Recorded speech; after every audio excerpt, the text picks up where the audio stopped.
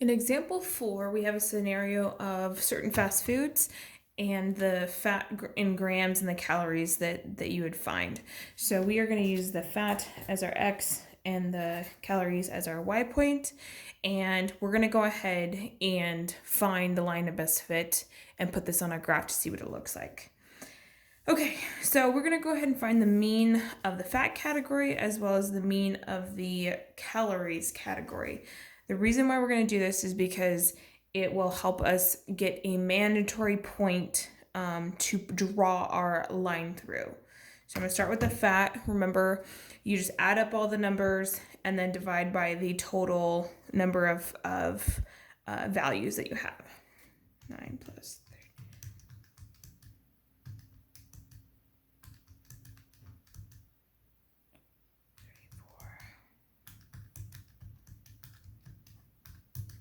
So 247 divided by 1, 2, 3, 4, 5, 6, 7, 8, 9, 11. 1, 2, 3, 4, 5, 6, 7, 8. Yep, 11. 11 different fast food items. So the average of just the fat is going to be 22.45. Now I'm going to do the same thing for the calories.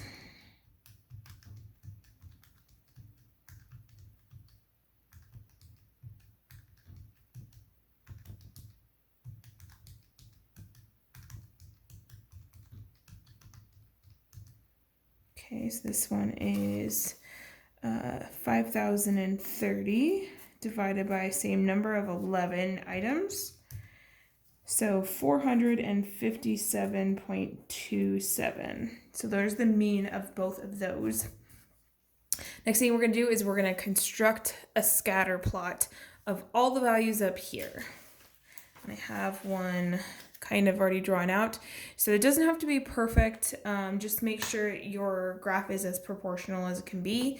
What I have on here is a break in the graph. You'll see this little squiggly line.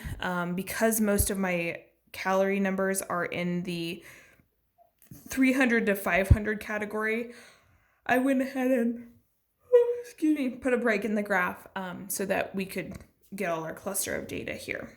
So I'm going to go ahead and just graph out each one of the items really quick.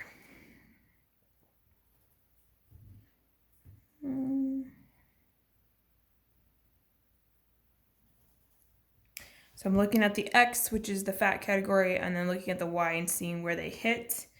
So I'm going to go 21 to 420-ish, 30 to 530, 31 to 560 and 550.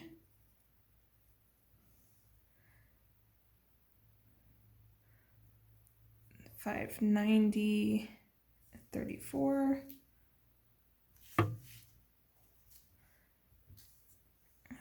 25 and 500, 28 and 560, over there, 20 and 440, and then 5 and 300. So that would be my lovely scatter plot of the fast food items.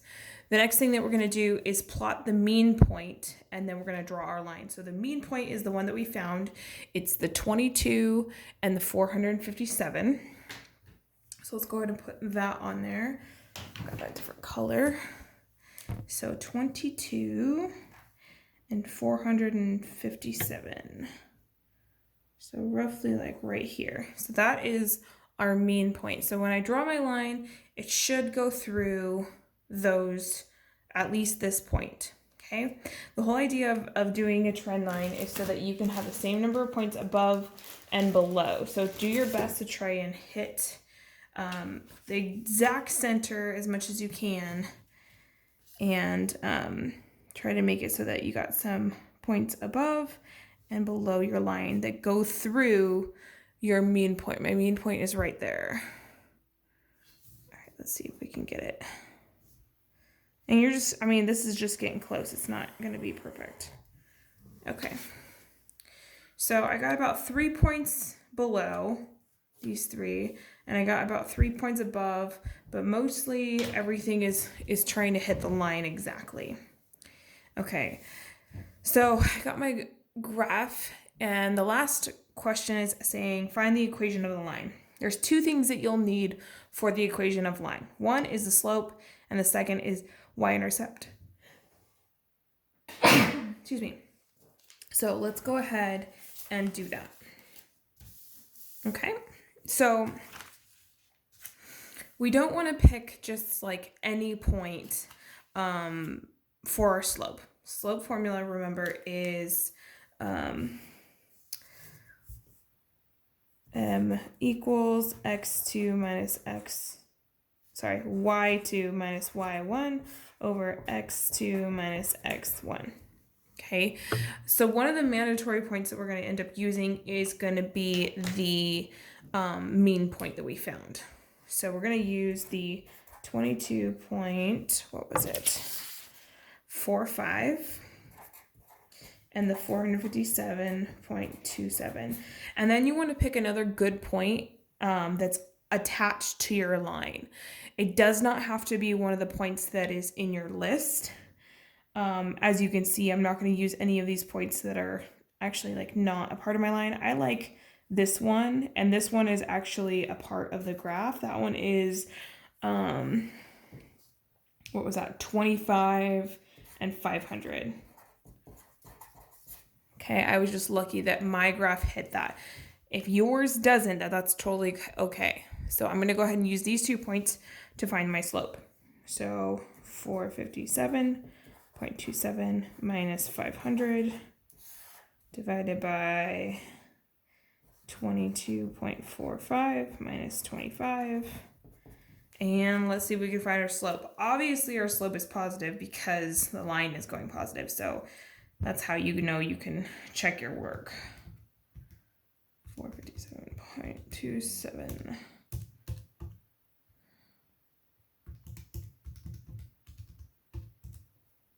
I got 16.76. Okay, as long as you get close, that's kind of the idea. So when you go to check your answers that are in the answer key, you're going to get close, but it's not going to be perfect every single time. Okay, so the last piece that we're going to have to find is the y-intercept. We got the slope, we need the y-intercept. So to do that, we're going to go ahead and use the slope-intercept form. Point-slope form, not slope-intercept form. That's what we're going to end with. So point-slope form looks like this. Y minus y1 x minus x1, like that, where these 2 points are a point from your graph and then your slope that we found here.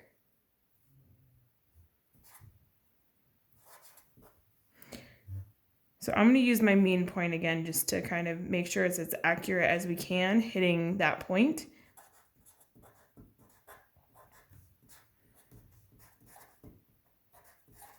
Slope goes in, that's 16.76. So we got our form. Now you just want to go ahead and solve for y so that we can figure out what our y-intercept is. So go ahead and distribute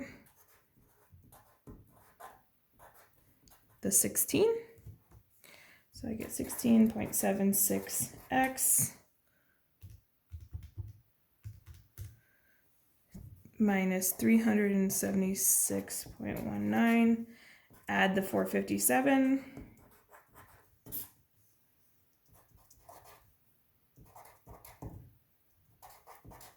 Okay, to both sides. And we will have our slope, which is set at 16.76, and our y-intercept, which is 81.08. Once again, because this is all done by hand, your answers might not be exactly the same as what's in the back of the book.